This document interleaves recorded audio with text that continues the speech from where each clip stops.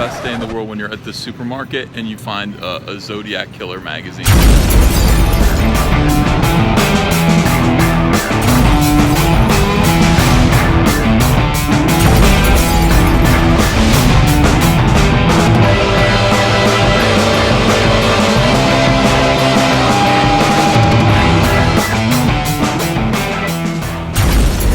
Hey, welcome to Comic Artist Pro Secrets. I'm Ethan Van Sciver, your host. Artist for DC Comics for 20 years, but also 22 years ago, I was working for this company, Harris Comics, drawing a comic book called Cyberfrog, which I created. We did 4 issues of a mini, and then we wanted to do a few more, so we set up another 2-issue mini-series called Reservoir Frog, and this is the 2nd issue of that. It's funny, it's like I look at this artwork now and you can tell how impressed I was with Image. I mean, look at these bullets here, these shells. It's very much Bad Rock from Rob Liefeld. The Image idea of like characters being big and filling up the comic book page was very much in vogue, and I still, I still agree with that to this day. I really want a comic book cover to just explode with the characters that are inside, to look colorful and exciting, and I was trying to do that here. I'm having difficulty with line weight. Everything seems to be the very same line weight, so nothing really stands out. It's almost like I wish I could re-ink this. Look at how there's hair here. It's an interesting thing that I was doing that doesn't really make sense. The strands of hair are not working the right way. They're just randomly spikes going here and there. And there's just one kind of size line that's going around them, and it's the same size that's going around her entire body. It doesn't work. But this is the thing about working in comics and being a comic book artist. You learn things as you go. I mean, especially when your work gets printed. You notice mistakes that you're making, and you have an opportunity to correct them.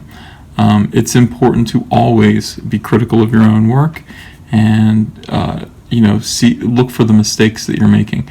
Oh, it hurts. Believe me, it's very, very humbling.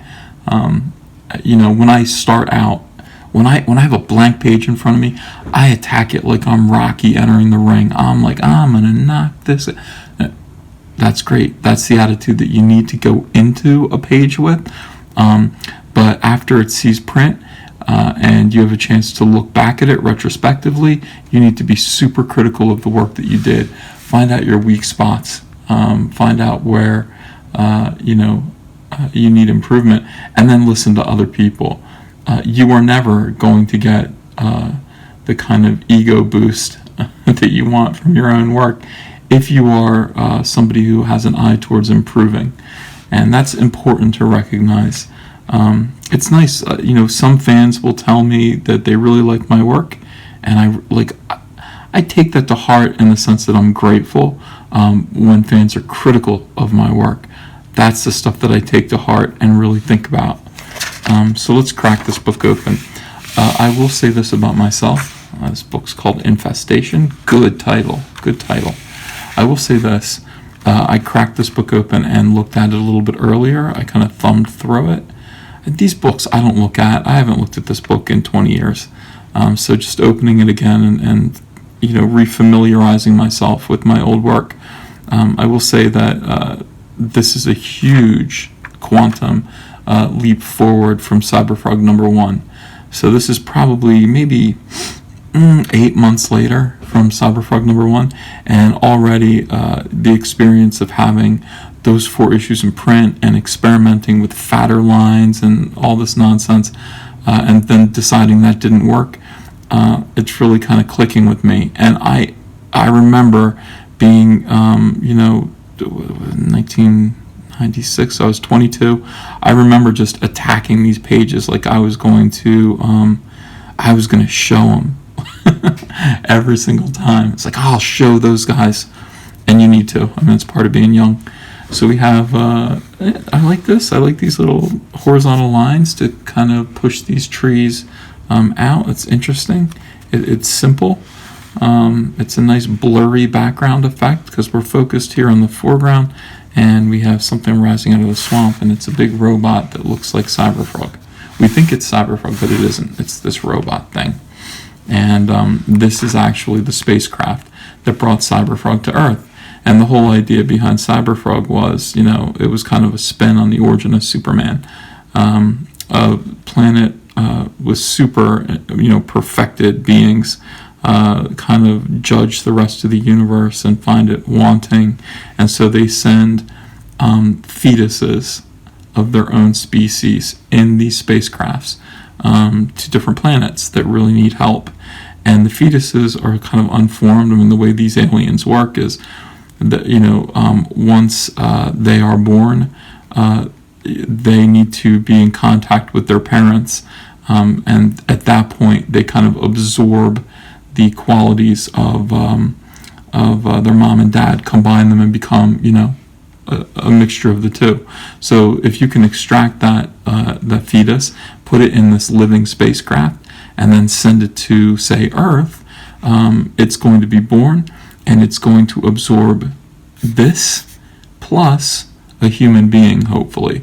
And then you would have this cool robot human superhero who would be programmed to help people. And that was a mistake in this case because this guy Mommy here landed in the swamp, and Cyberfrog's, the fetus, kind of met a frog rather than a human being. So Cyberfrog was born. And it emerges, and look at this, the Twin Towers. Yeah, this is 1996. We didn't know what lay ahead in 5 years. And off Mommy goes. Here is, we got this guy Scorpion, who's kind of an Italian. Everybody's like an insect. That was the whole thing about Cyberfrog villains, is they were all kind of bugs for the most part. And look at this gigantic. I love drawing like this kind of goofy armor back then. He's got a nice scorpion tail. He's just like the Spider-Man villain. This guy here was a guy named Steve, and he lived in Florida. He was a friend of mine, and he loved the Hall of Heroes guys. And he would trade me old Star Wars figures and toys for original art. I don't know where those toys and Star Wars figures are. I don't know where I left them. I don't know if I sold them. I don't know, but he used to send me crates of like stuff. And I was just, I kind of was like, oh, neat. It was okay, but I didn't like preserve them or anything like that, like I would now. But anyway, he wanted to be in the book, so he's going to be a victim. Here, we'll shoot him, and then we'll just throw him over our shoulders. He loved it. I think he kept these 2 original pages. Great guy, Steve. And, okay, so, this took a long time to draw. I was still trying to figure things out. I mean, this is a drawing that you have to do in layers. You pencil it out, but you have to ink, okay, first the electricity around the tail, and then the tail, and then you take 2 French curves, or a French curve, and you go 2 lines here, 2 lines there, 2 lines here, right, just right on top of each other, parallel. And then you have to draw what's behind all of that. So these men getting attacked by the tail. I remember this panel taking 4 or 5 hours and being very frustrated with that, but I needed it to be this. And, some of the best panels that you do, some of the, not best, but the panels that you put the most work into will be the panels that are the least appreciated by fans and readers. And that's just the way it is. I mean, establishing shots, for example, when you have to draw a whole city, take a long time, and they're meant to just sort of be looked at for 3 seconds, go into someone's brain to give them a sense of place, and then to just be ignored and moved on. And then they're going to focus more on the big splash page of the hero, which only took, not very long and was pretty fun and easy to do. And that's the hard part about comics. All of your heart and all of your energy is going to go into these little things like background elements that people aren't going to appreciate like directly, but subconsciously they do. They notice when they're missing. Turn the page here. And so Cyberfrog was always breaking the fourth wall. I mean, here he is just kind of catching up the reader with where we left off. And yeah, last time we saw Heather was looking at a big silhouette of Froggy, Cyberfrog. She calls him Froggy. Are you okay? And this might be the best image of Cyberfrog I ever did that got published. This is great. I'm looking at this and let me see. Let me take a closer look. Yeah, this is good. This is really, really good. I like the blue swirl behind him. The inks are pretty nice. I'm looking at this fatter line right around here, slightly heavier, and then inside it holds up. Some of this in here looks like debris. I don't really need to do all this extra detail to show that Cyberfrog is super muscular, even though I think this is meant to be metallic, like he's wearing metal armor now over his flesh.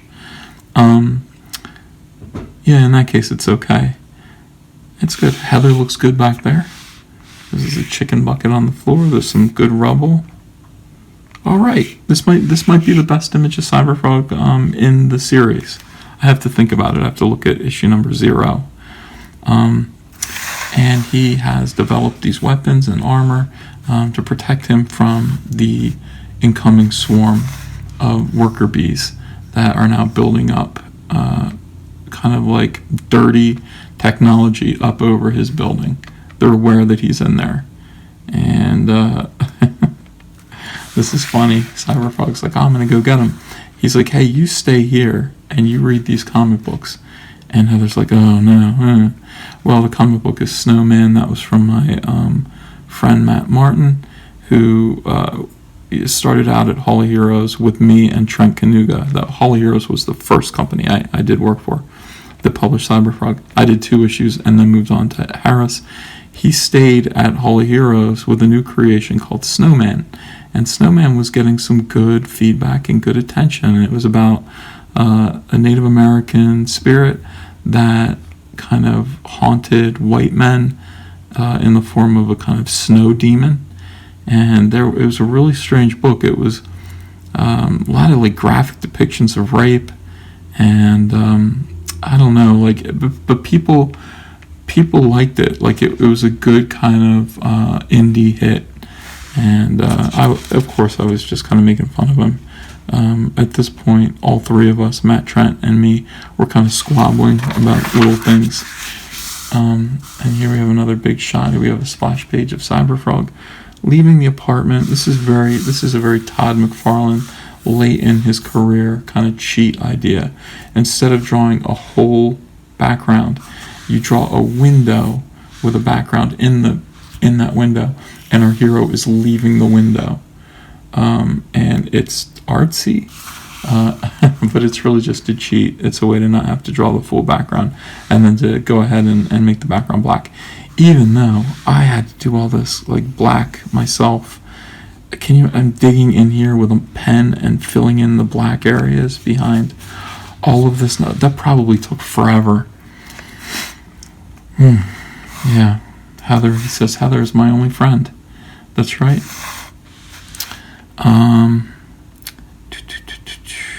What goes on here? We see a guy named Barge, and then we see Spite, and Spite is a little kitty cat from the first issue of Cyberfrog. So Spite makes his return here.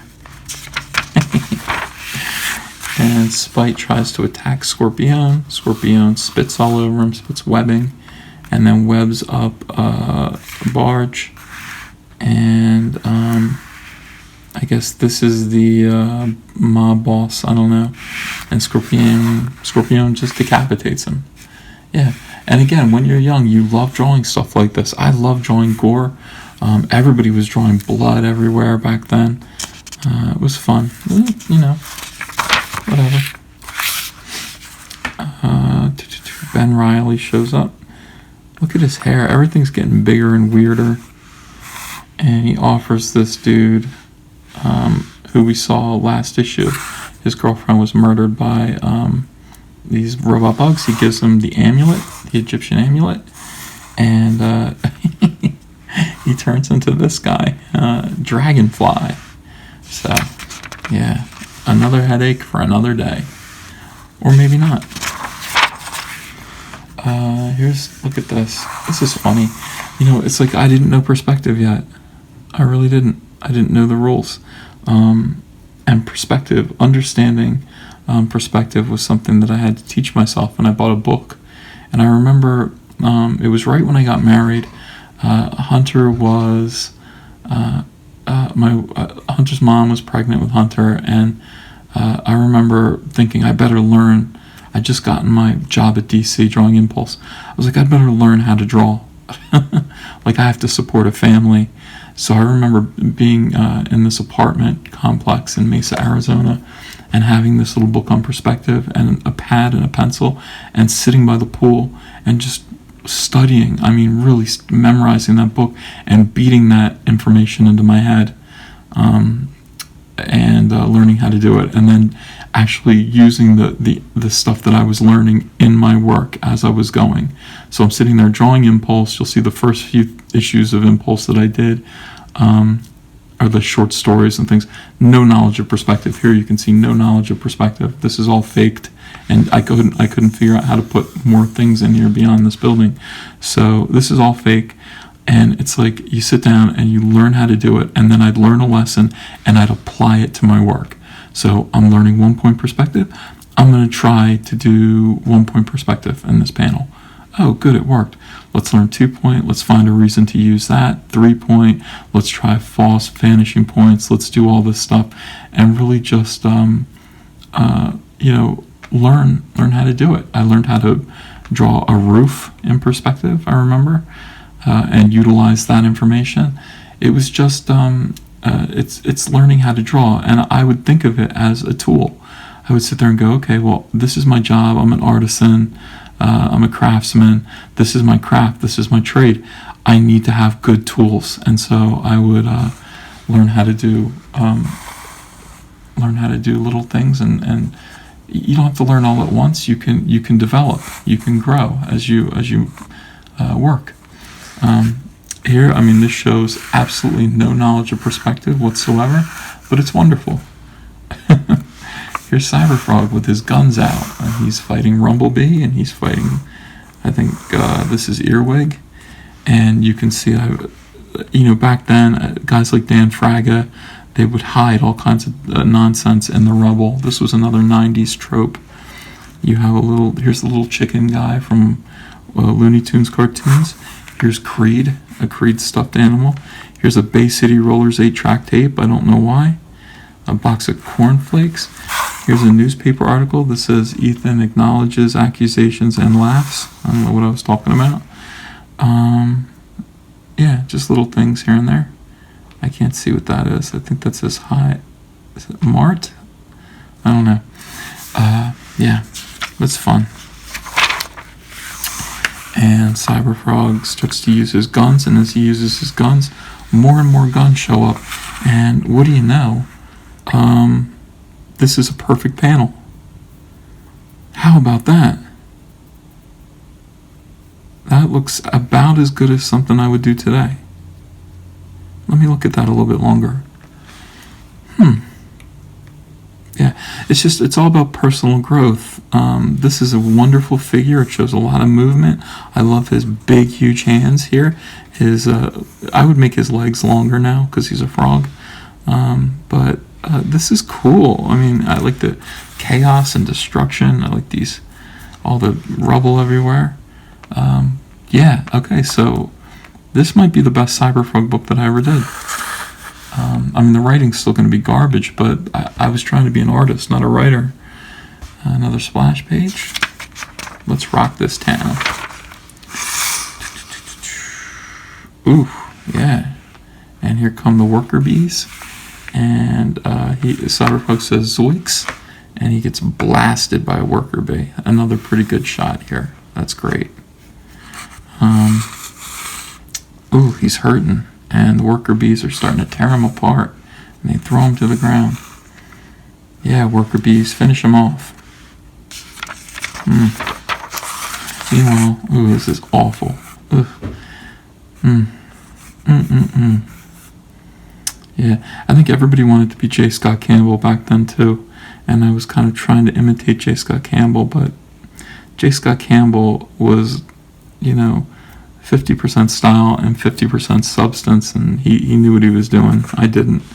She's reading those comics and gets sick of them, throws them away. Terrible.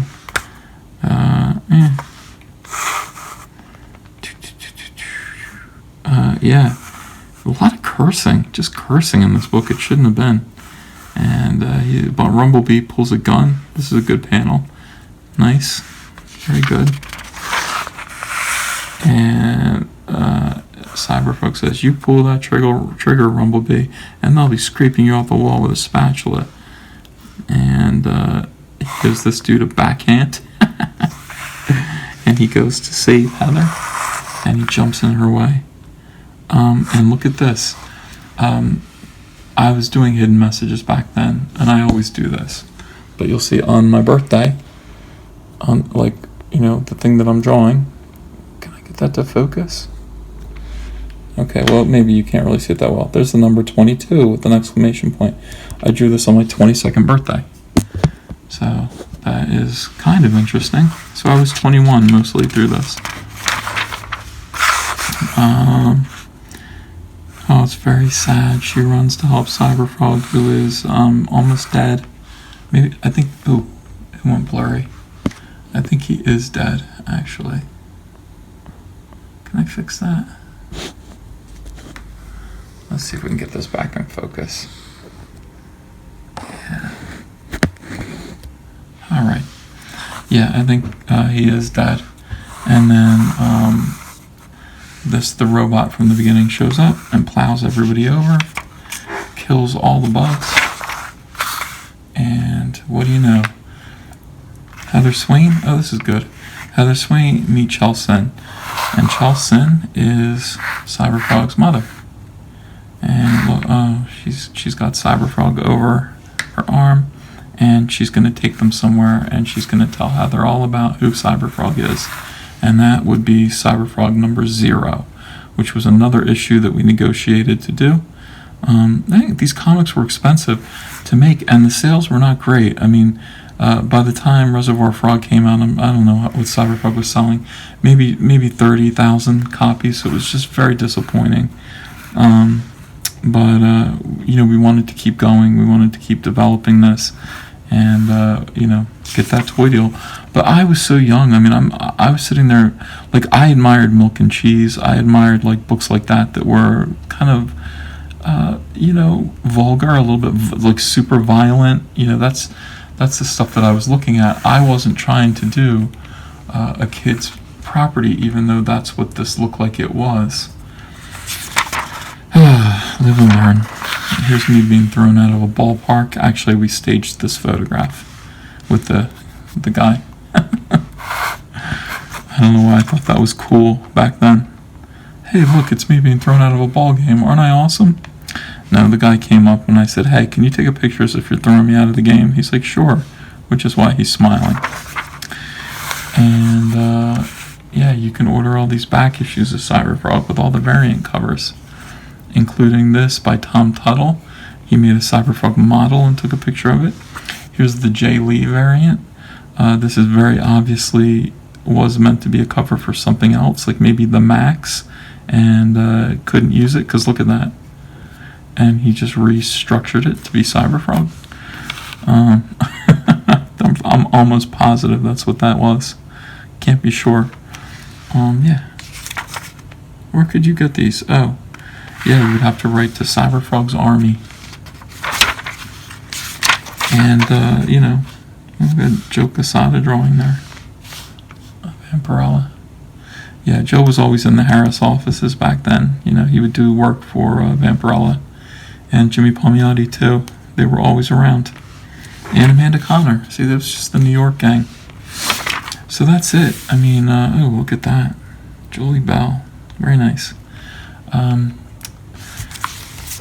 Cyberfrog Reservoir Frog number 2. From here, I did Cyberfrog number 0. Everybody was doing 0 issues back then. It just seemed like a good excuse to do a one-shot. And they were paying me a lot. I was being paid $360 a page to draw and write and ink Cyberfrog. So, I was doing very, very well doing this book. And I was 21 years old, 22, and, had a lot of money, always had a lot of money. And, look, that's the thing, but the book just was not finding an audience. It was kind of a cult hit. Most people correctly assessed that it was garbage, which it is. But I still really, really, really love Cyberfrog. I love this character. You know what? Let's draw him. Yeah, so it's been a long time since I've drawn Cyberfrog. Where's my pencil? Here we go. So we're just going to take a pencil here. I might turn the light on. Yeah. That doesn't really change anything, but alright. How to draw Cyberfrog. So we have kind of a flat head here. I'm going to draw very small. And then we have kind of a round body. Now, because he's a frog, he's all legs. I mean, I wouldn't even know how to calculate, how many heads Cyberfrog is tall, because he's just kind of, his head is shaped like this.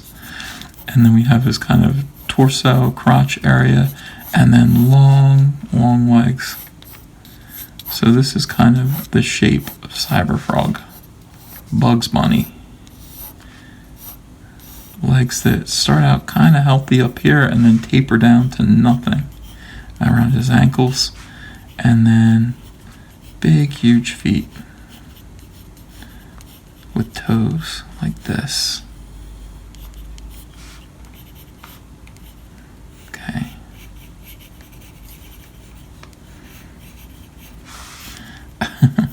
And then he's got these shoulder pads here, which are just circles. And yeah.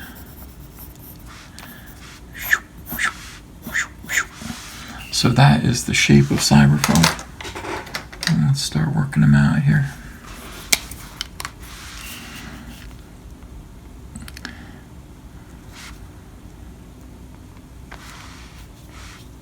I get closer. Maybe I should get closer. Yeah.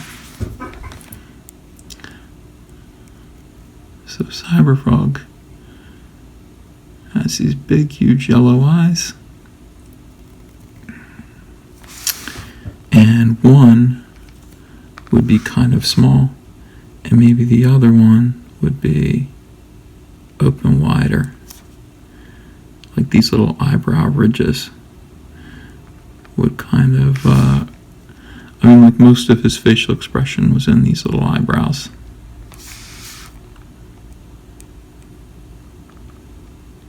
Come back around here.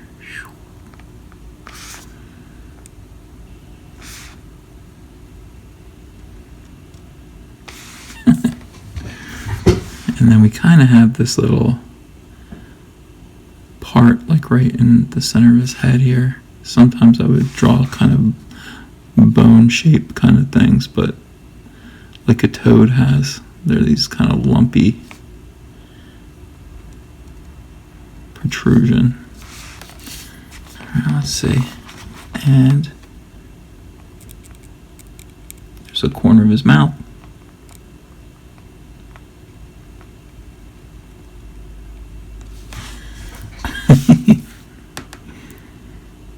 Here's this little ear pads here.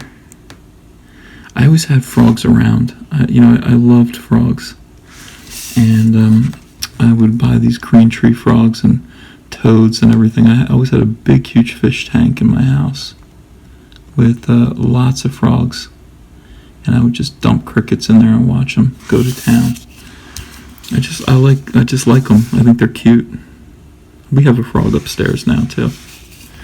Alright, so he's got these kind of neck, like metal vocal cords. Where did I get, you know where I got these from? Like so much of what I do is based on Iron Maiden, because I love Derek Riggs. These are from Eddie, from the Somewhere in Time album cover. He had kind of these metal vocal cord things. And, I used to draw Eddie and draw that Iron Maiden logo so many times. I'd write my name as the Iron Maiden logo in those letters, Ethan. And eventually, that became my signature. That kind of evolved into my signature. Alright, so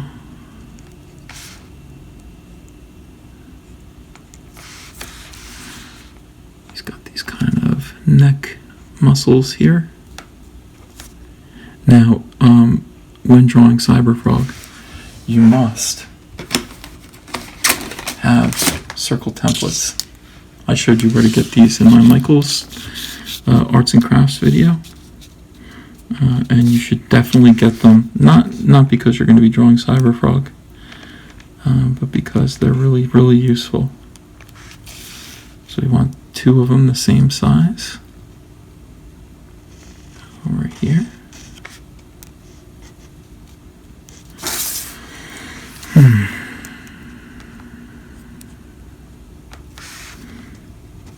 Yeah. And then he had these little sleeves. And he had muscular, but tiny little arms. Because he is, again, he's a frog. So he has some muscles. And they're silver. But you don't want to make his arms too big.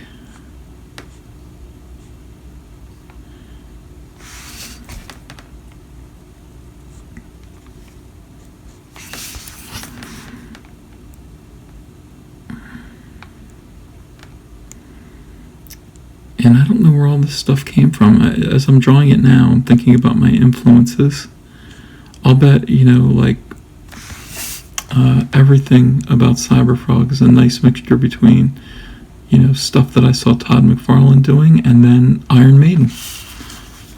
Drawing Eddie over and over again in various ways. And then, of course, the turtles.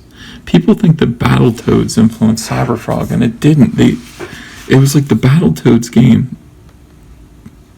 Let's see, I can't remember. They both of these things kind of came out around the same time. Like, I came up with Cyberfrog because, let's see, I had my own kind of caricature stand at the mall where I met a lot of cool people, a lot of girls. That's also where I met my wife, Andrea. So I had this thing, and there was this kind of Latino girl, and she was really cool. Like, she was really nice, and she went to Puerto Rico and came back to see me. I was drawing in my dad's office. I was doing children's books, and she came back to see me, and she brought me back a gift from Puerto Rico. She knew I loved frogs, and she brought me this little porcelain frog. And it was a nice gift. It had this face on it. And I kind of looked at it for a while and just came up with the idea for making that character super violent. Making a little robot frog that just went around kicking, criminals, like beating them up, being really super harsh with them. And his name was Fascist Frog.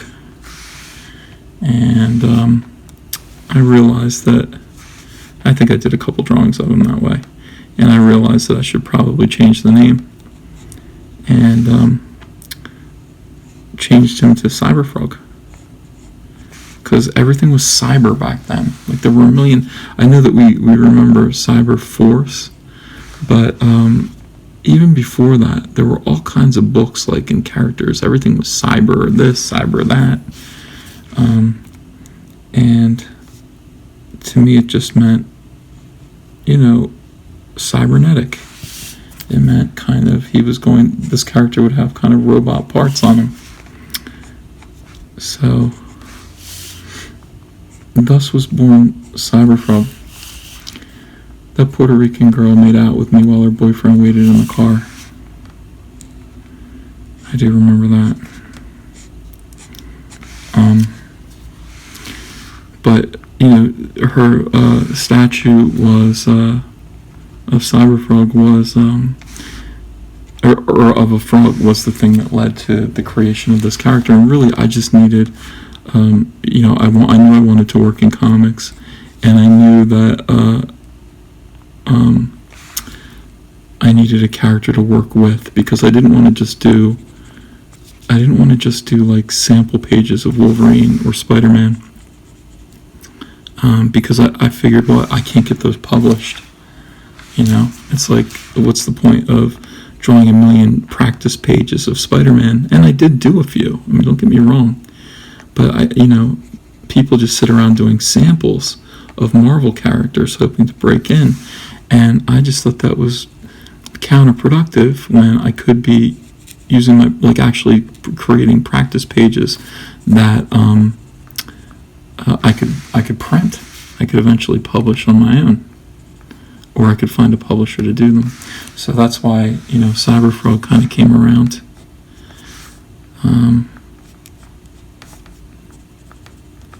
Yeah.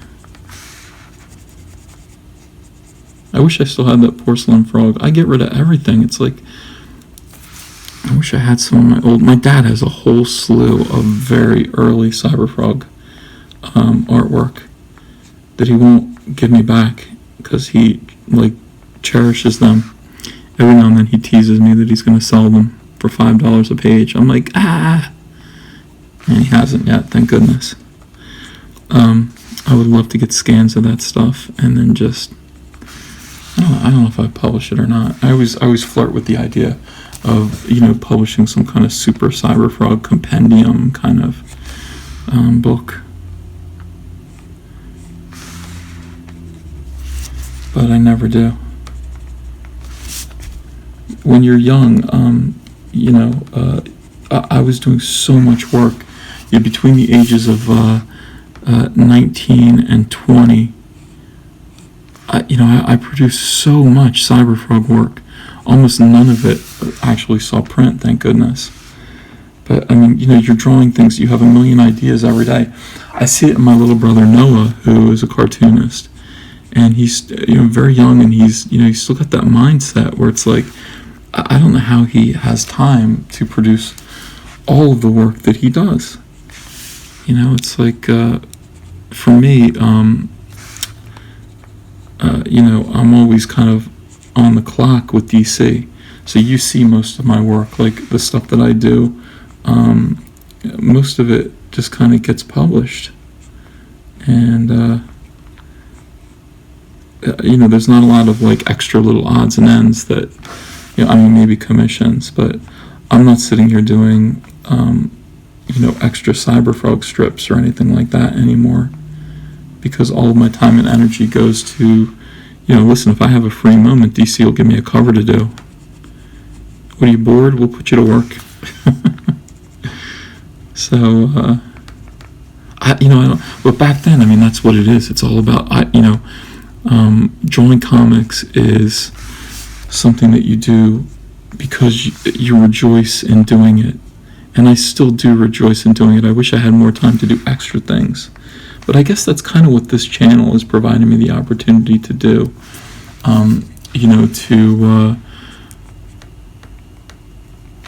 draw for you guys, to talk about comics, to talk about the absolute joy of drawing comic books, and you know, to take a moment to do little things like this, even though this is just a tiny little Cyberfrog drawing. Let's take a moment, let's go back in time, and let's remember this little fella who, you know, I don't think was given a fair shake by me because I just wasn't old enough to drive. You know, if you think about these characters that you're given as vehicles, I was not old enough to drive. I didn't know what I was doing, and you know, if I had you know, had people around me who wanted to help, you know, and wanted to help, you know, help me create this character, help me move him around, help me tell good stories with him, that probably would have been good for Cyberfrog. But I think I saw him as a vehicle through which I would learn to draw comics and then make my way to DC. And that's what he did. That's what he did for me, this little guy. People knew the book. I was being published by Harris. Harris was bringing me to conventions. That picture of me being thrown out of the ballpark was in San Diego. I was at San Diego Comic-Con for free. Harris Comics picked up our travel. There were a lot of pretty good perks.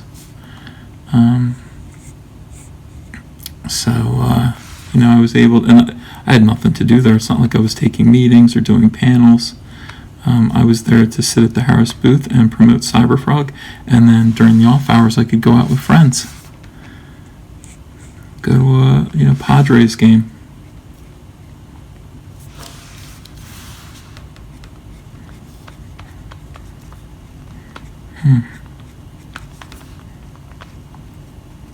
San Diego Comic-Con was a lot smaller back then. Now it's been co-opted by Hollywood. Let's give him his little fingers here. But anyway, so going to the conventions, meeting everyone, was very, very good. Very good for my career.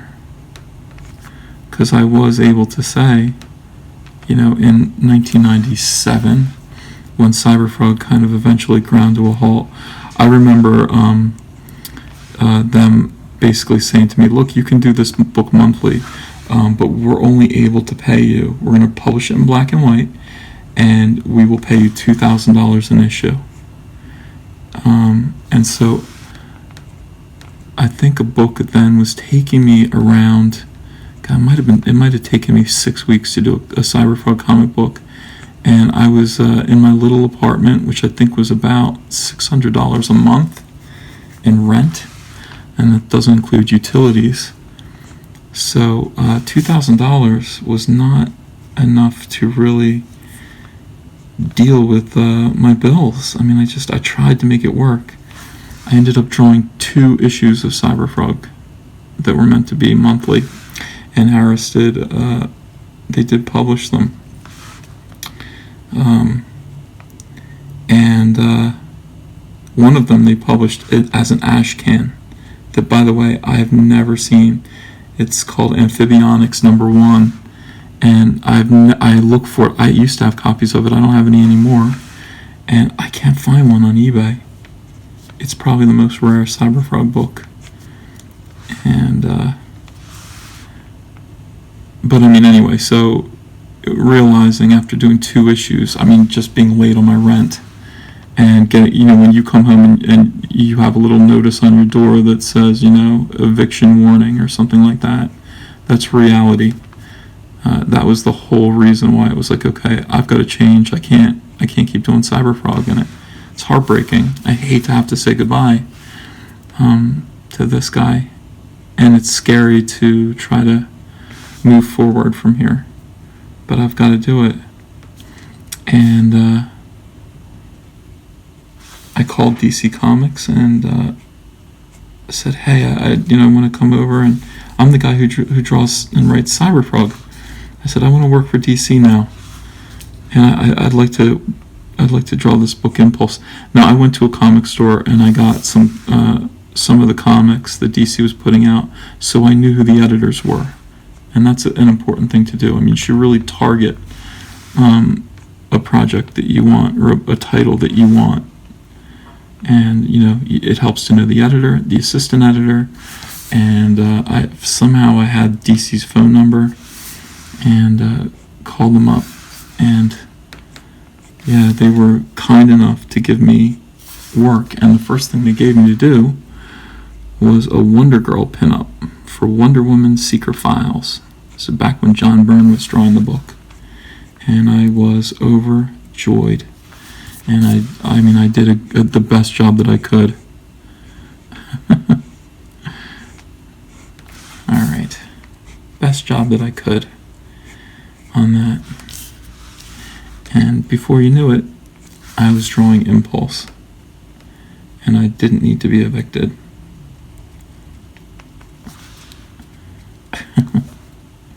Yeah, that was scary. That was really scary. It's like, okay, I'm out here on my own. I'm in my own place. Rent is fairly expensive, and suddenly kind of the ground drops out from underneath you, and you realize you have to make a change. I'm sure all of you have gone through circumstances exactly like that in your own lives, where change becomes necessary. You have to do something different. And again, I mean, even though this fellow only got me so far, he got me to the door. He got me to DC Comics, and for that, my froggy friend, I'm forever grateful. I do miss you. Hope you enjoyed that little video. I'll do some more later on today. Let's get back to comics. Let's get away from drama, okay? All right, guys. Bye.